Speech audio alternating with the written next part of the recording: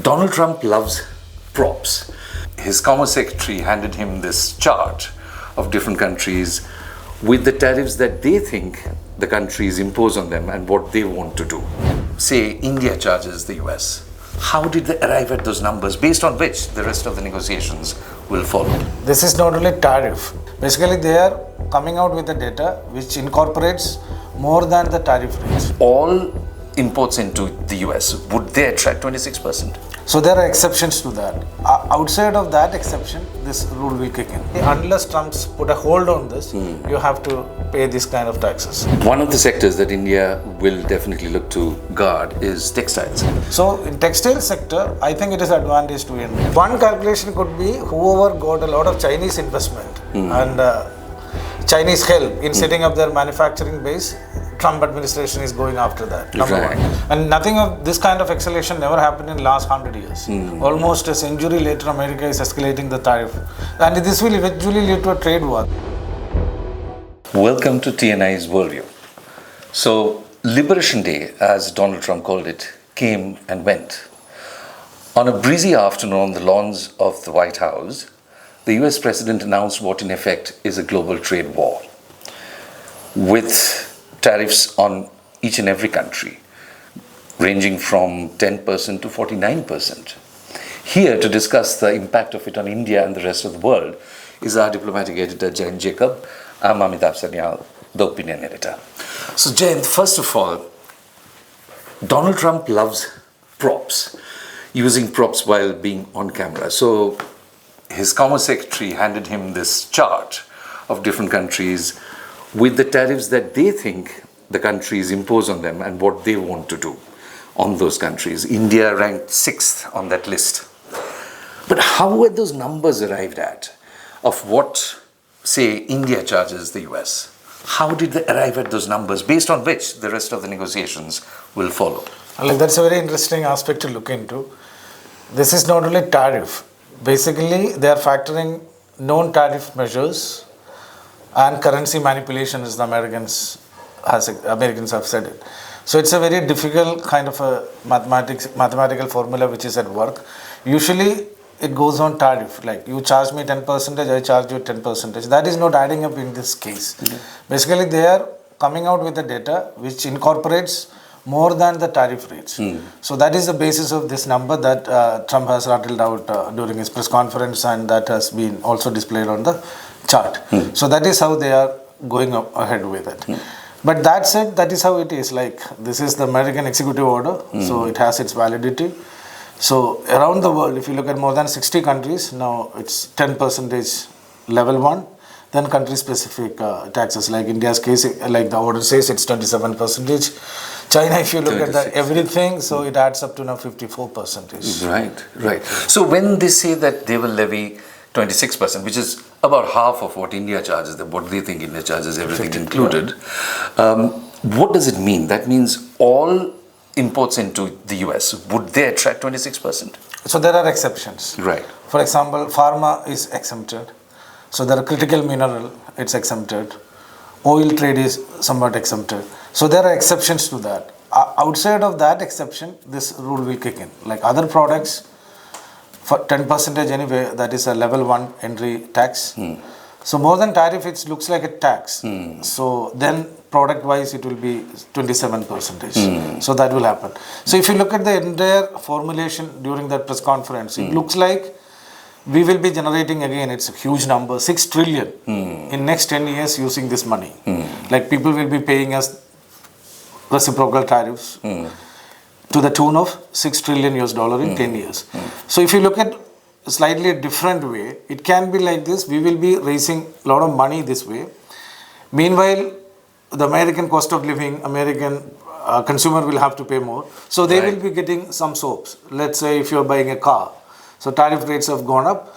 So maybe they will be giving some exemption, like you are taking an EMI, there will be some interest-free EMIs, or your interest taxing will be less, or the government will be rolling out some soaps.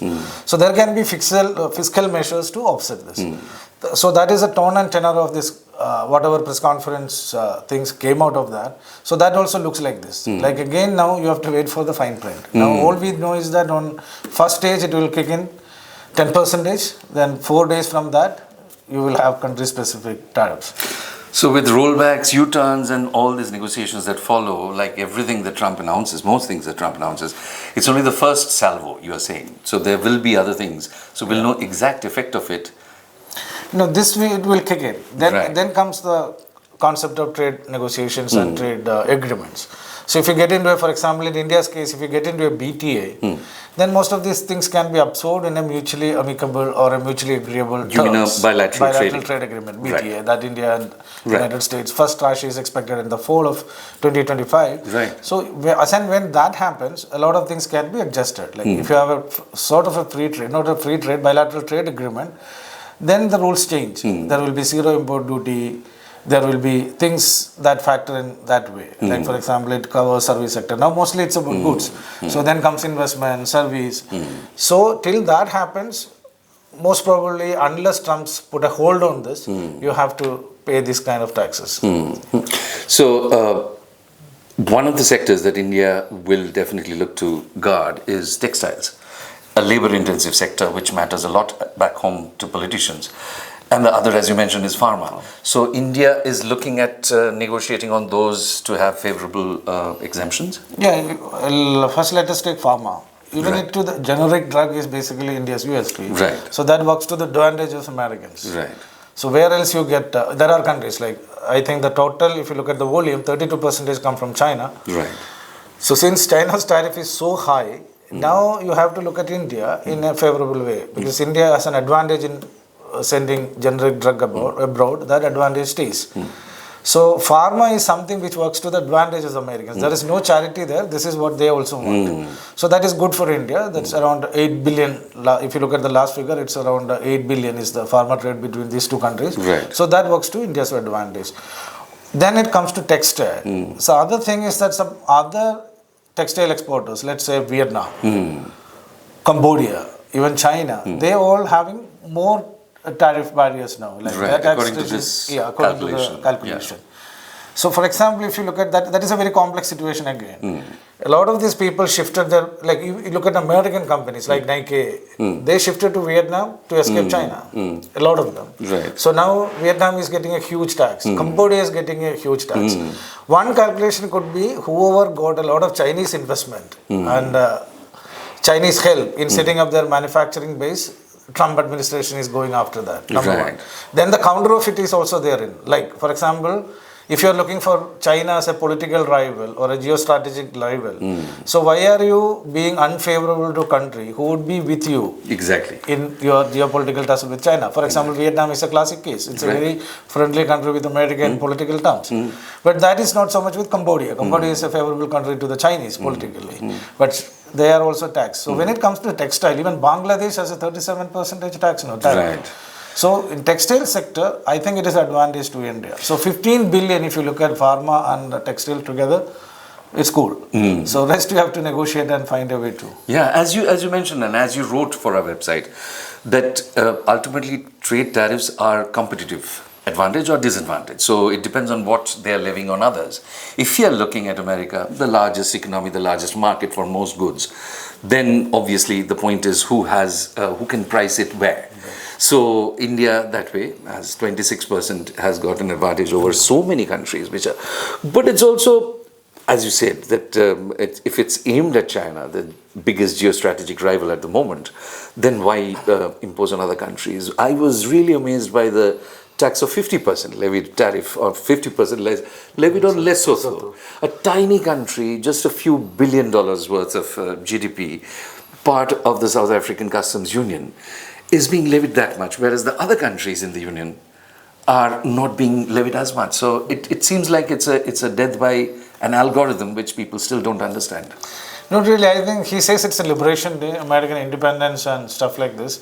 And nothing of this kind of escalation never happened in last 100 years. Almost a century later, America is escalating the tariff war, and this will eventually lead to a trade war. That is like given. Yeah. And also if you look at the trade numbers, China makes sense, like you said. Like their trade is around 430 billion, something of that sort. And even it has a deficit of 295 billion according to the last report. So that makes sense. But when you are pitching it like a liberation day, you are going after everyone who are out there to tax you, then you have to include some countries like this. I think it's more of a rhetorical statement to include more countries. Even otherwise, Lesotho in that list doesn't make much of a sense. But when you make a political statement, also he's addressing the MAGA audience who was throwing the MAGA cap and all these people who were clapping on Rose Garden and White House. So if you look at the political aspect of it, the optics of it, I think he has done a decent job for his constituency. But now the fallout will happen. I don't think every Republicans will be in favor of this. Democrats are anyway up in arm against this. And also a lot of American manufacturers will face problem. It's not very easy to, like Trump says, shift manufacturing back to the Americans. Their labor cost is very high. Exactly. So now you already have a supply chain system elsewhere. So America has always been benefiting from that supply chain. Whatever you say, post 90s, the globalization, the supply chain, China led the supply chain, that was also by design. The very Americans also helped to pop up that system in similar way so that they were benefiting. Right. Now you are also affecting that entire supply chain, whether it is China, Vietnam, Cambodia. So that there is a complete and total disruption that Trump has started. So it will definitely lead to a world war. A trade war, not world war actually, a trade war. And also people are retaliating. If you look at this lockstep approach from South Korea, Japan and China together.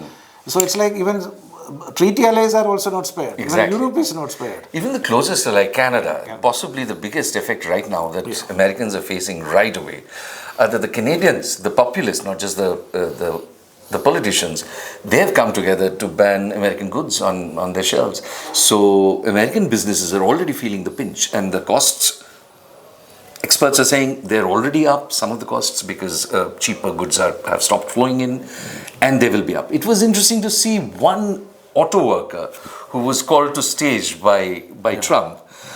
United Auto Workers, one of the unions that Trump has really gone after, trying to wean it away from Joe Biden.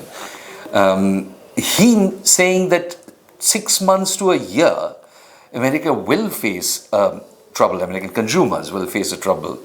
But after that, it may be better. It will be better. So Trump has talked to seems that Trump has talked at least with the leaders of his base and said that, okay, there will be trouble. There will be costs to count, but eventually will be better. Now, the point is, the midterms are less than 1.5 years away. That is where the politics of it. Trump is in his second and last term, though he has not ruled out walking out into sunset. That is the biggest calculation people are looking forward to. So what does that mean for actually politics at home? And so that is very significant, these auto workers. For example, this auto sector is something which is very close to Trump's heart. So he has been saying that most of the major auto companies in the world now are outside of America. American companies are not really a match to the Japanese or the South Koreans or even the Germans or even to the Chinese in some sectors. So they are really feeling the pinch there. And a lot of these auto workers and that sector people were Trump supporters. They all are MAGA campaigners. And so he's addressing that constituency. But Trump hopes that there will be more manufacturing in America, there will be shifting of jobs, and he will be addressing a political constituency. So most of these things, he has been saying this. If you look at Trump as a person, even you could see all these interviews which he gave when he was a businessman. So he always used to say somebody is making advantage of you. In 80s, if you look at his interview, it was Japanese. Then countries came and countries went. So always he is talking about the other enemy or a country out there who is manipulating you, pillaging you, making use of you. So this has been his rhetoric.